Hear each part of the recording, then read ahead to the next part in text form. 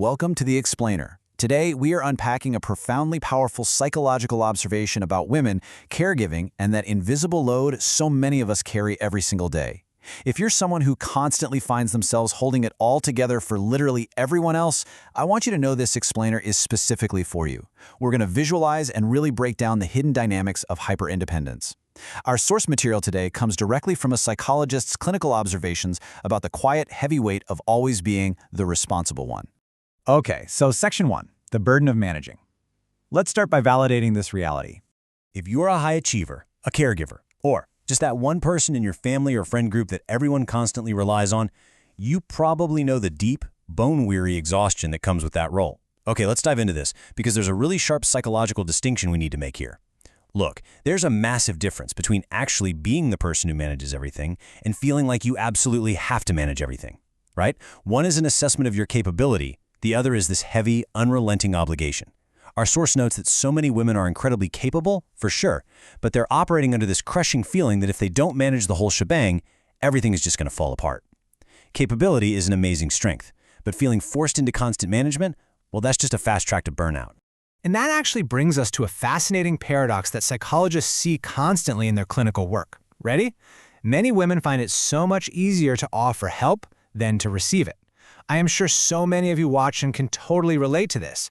I mean, you might bend over backwards to support a friend, a colleague, or a family member, right? But the second someone offers to help you out, you freeze. The source material points out that this reluctance to receive help isn't because you don't actually need this support. It's because accepting that support feels surprisingly, deeply uncomfortable. It's almost like a visceral reaction. Which leads us to Section 2, the roots of responsibility, focusing on childhood conditioning. So where exactly does this profound discomfort with receiving help actually come from? It doesn't just magically appear out of thin air in adulthood. Actually, many women grow up hearing very specific phrases that, on the surface at least, sound wonderful.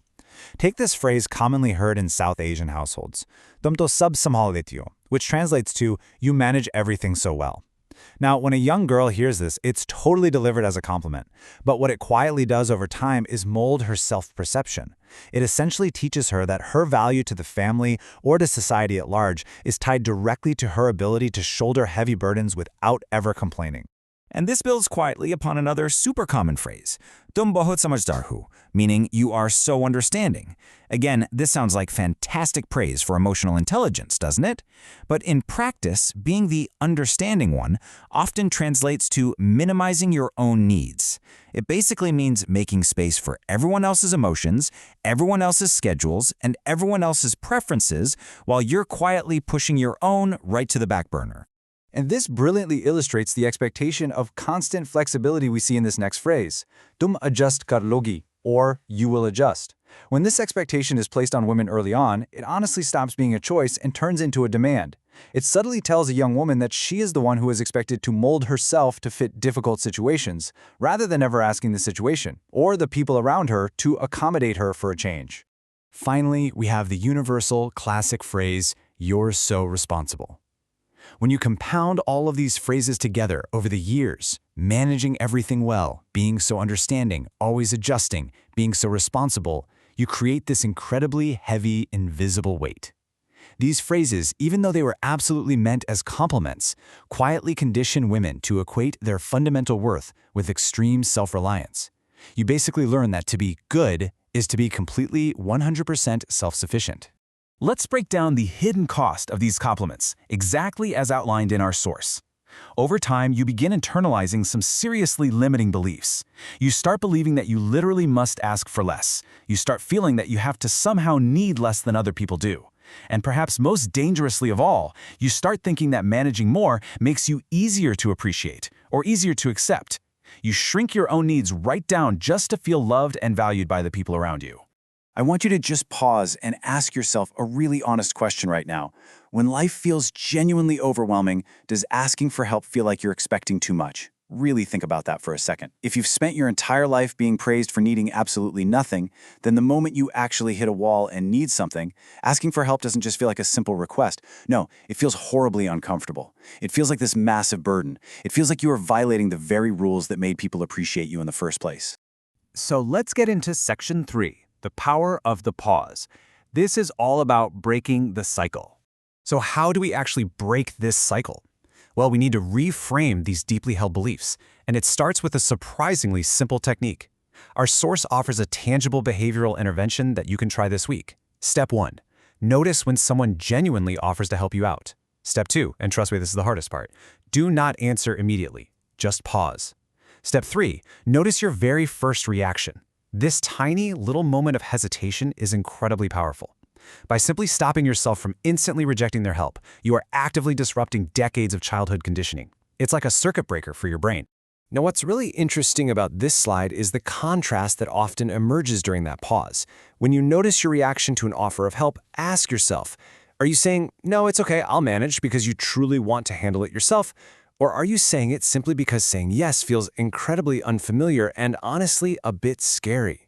There is a profound difference between making an authentic choice in the moment and just defaulting to a deeply conditioned response of hyper-independence because the idea of accepting care just freaks you out. As our source beautifully states, that one small pause can tell you a whole lot about the beliefs you've been carrying around. Think of it as a diagnostic tool. In that brief, tiny silence before you respond, you might finally hear that hidden voice whispering, "Needing less makes me easier to love." And you know what? Once you can finally hear that belief, you can actually start to dismantle it. The absolutely crucial point here is achieving a mental reframe. We have to completely separate a woman's inherent worthiness from her ability to be hyper-independent. Look, first of all, realize that the ability to manage everything isn't what makes you worthy. You are worthy simply because you exist, period, not because of how much weight you can carry on your shoulders. Second, accepting support doesn't take away from your strength in the slightest. Being strong and being supported are absolutely not mutually exclusive. You know, we so often think of self-care as taking a bubble bath, going for a quiet walk, or maybe reading a good book. But as this explainer highlights from our source material, sometimes simply allowing someone to help you is a profound act of self-care. It is a vital, essential form of self-preservation. It is you actively deciding, right then and there, that you do not have to be a martyr just to be loved.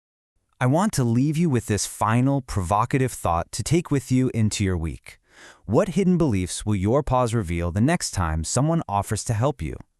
I really challenge you to implement this tool. Let the pause happen, listen closely to what it tells you, and maybe, just maybe, allow yourself to simply say yes to the help you so absolutely deserve. Thanks for hanging out with me for this explainer, and I truly hope this gives you the clarity to start lightening that invisible load.